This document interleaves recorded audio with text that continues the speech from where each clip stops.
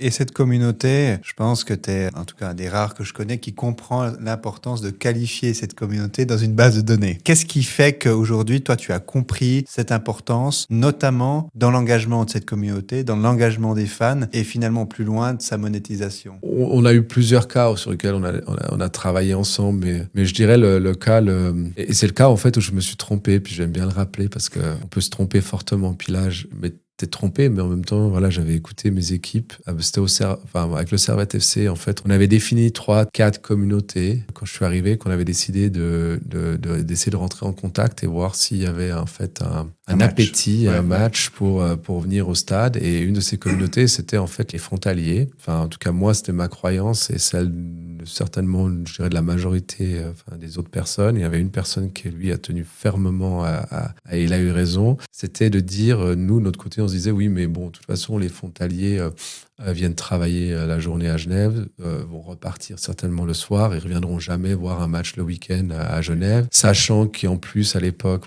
ils avaient Annecy qui était en deuxième division, il y avait quand même Étonnant Caillard, il y avait également quand même Lyon dans la région. Donc on se dit par rapport aux fautes français, si on dit comme ça, on n'a pas vraiment grand chose à offrir.